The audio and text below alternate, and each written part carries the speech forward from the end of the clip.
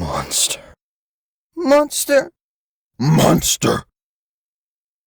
We've talked about my father enough, Leonard.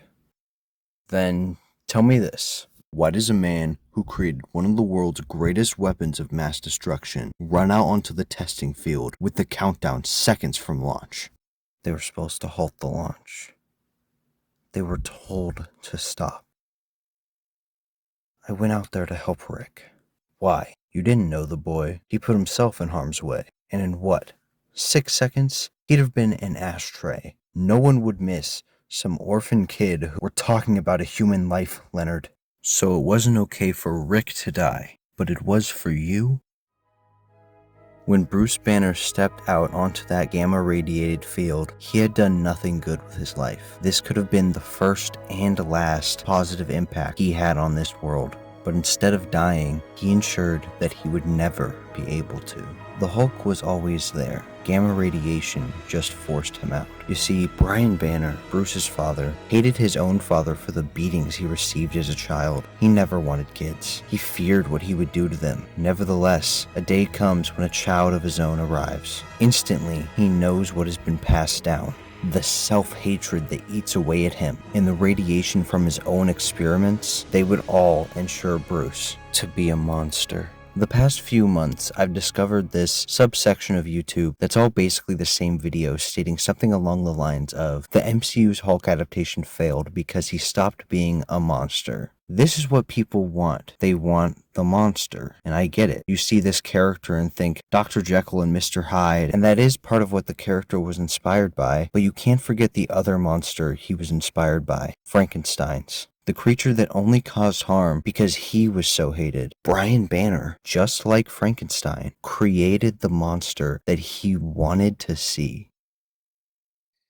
Friend. Gray, like Hulk. Soft, not like Hulk. Friend, stay. Friend? Hulk, alone, again. Ross say Hulk monster. Hulk not monster!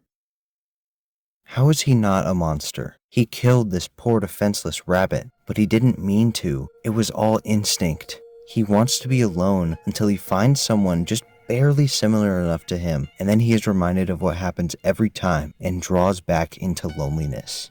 The deep pain he inflicts, the pain that he feels, the incredible power of emotion. This scares even a monster. I'm not scared with you here, Guardian. Wow, look at this big box.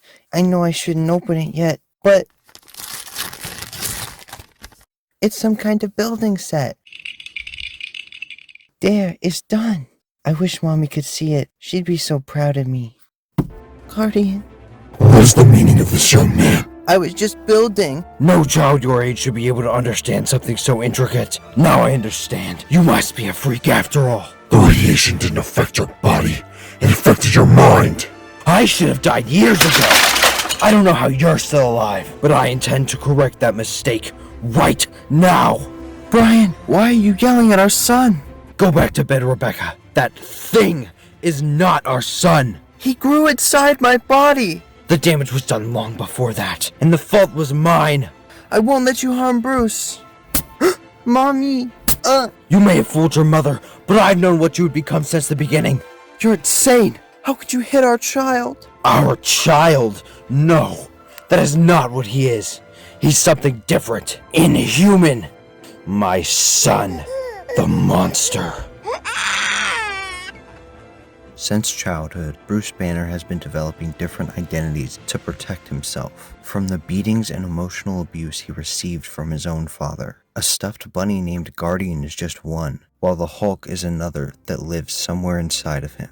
Brian Banner feels no shame, no regret for his actions. He makes even the Hulk terrified. He makes Bruce face this abuse because this child is a continuation of the bloodline that he hates so much. It is a reminder of the situation he was in as a child, and one that he begins to repeat because he knows nothing else.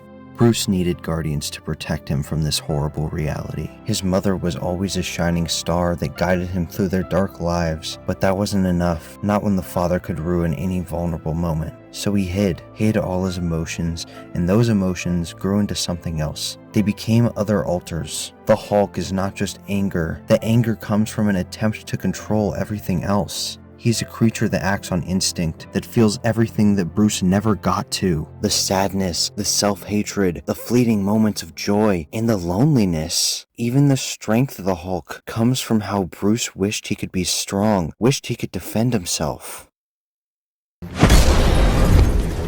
Leave Hulk alone. He often just wants to be left alone because his father never let him be. But in turn, his father's abuse caused a permanent change in Bruce that made him different from other children in a way they could feel and know they didn't want it around them. He got attached to that loneliness, with the only other person to talk to being himself. And the Hulk was the embodiment of every emotion he has that's overwhelming and hard to control. And most people that see him hate him or attack him as if the ability to feel was something monstrous. Honey, pack your things. We need to leave. Stop it! You're frightening, Bruce! Put her down. I'll teach you to leave me, woman. I'll teach you. She's dead.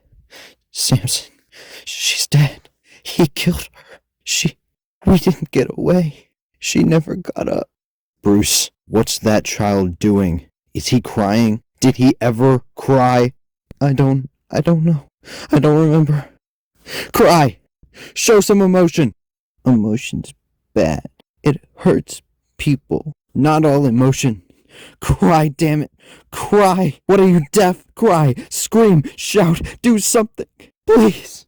Do anything! Damn you! Just react! React! There. I reacted. A nuclear reaction. Hiding that ability to feel somewhere inside himself was a way to protect himself from his father's erratic emotions. But this makes other personalities, embodiments of his emotions, appear monstrous to himself and to others. Even in his teenage years, this pattern continues. The shallow emotions you develop like lust or greed emerge as another personality. Joe Fix-It. At this time, this one is harder to control and slips out more often. In Bruce's adult life, he tries to lock this away again, following the same pattern he did as a child. But what he will eventually be forced to realize is that these personalities are reflections of himself. Banner's brain created these personalities, so when he rejects them, that obviously makes them very angry. He can't make them disappear, he can't kill them. They'll fight him and each other forever, leaving them a shattered mess until something changes.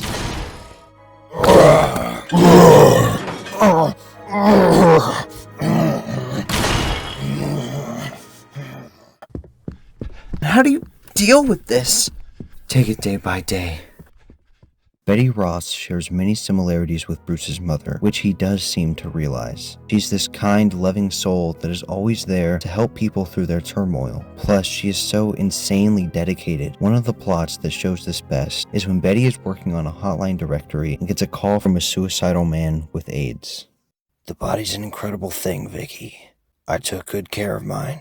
But you know what AIDS does to your body, Vicky? It can eat your brain, Vic. You telling me that's worth living for? You're living for hope. Don't give up. You religious, Vicky? You believe in God making us in his own image? I believe that, yes. Yeah, well, if this is what he's doing to himself, it's a sick joke. Adam, Eve, their kids, God and his... It's all dysfunctional. No wonder we're so screwed up. But God put me here to talk to you. That counts for something, doesn't it? And maybe together we can find the message in the bottle, the light at the end of the tunnel, all the cliches. But what'll they think of me? What? Who? Chet? Chet? I'll save him. I swear. She's not trying to save him by making him religious. She doesn't even know if he is religious or not, but rather her desire to help people allows her to come up with any rebuttal necessary to try to save this man's life. That's just the kind of person that she is. She truly cares about all other people and often puts them above herself, even if she doesn't know them. but Betty hates the Hulk. Some shadow of her father hangs over Bruce and their relationship, just like Bruce's mother does. All this pent-up emotion and eventual explosions are what she's used to. She can't help but soothe the pain when it's in Bruce, but the Hulk, that monster is too grotesque. It's too raw. All this makes their relationship very rocky, because their concepts of love are based off of their parents' personalities rather than something they determine themselves. But they do really care about each other, and she tries to accept all the baggage that is the Hulk. My darling boys, it's over. He needs you now, more than ever. But I don't want to. Yes, you do. You've all been moving towards each other for months now. It's time. We don't want to die, Ma. You won't. You'll all live, and I'll love you all. Together, for the first time. Bruce's subconscious appears as his mother, telling the Hulks what they already know and need to accept. His mother was just the only way that they would listen and finally merge into one. Because that was the only way they could keep going at this point. They had to stop hating each other because they were all a piece of the same whole. That hate would eat away at their being, only letting them survive because they inhabit an unkillable body. But now, after they unify, Bruce can allow himself to feel, to engage in frivolous things because he can finally control himself. Bruce Banner, the Incredible Hulk, chose to live with himself. But even then, conflicts arose. They split, but still, they try. I know you locked me away for years. I know I scare you, but before the others, I was there, protecting you. I'll always protect you, 'cause I love you, you stupid kid. Somebody had to.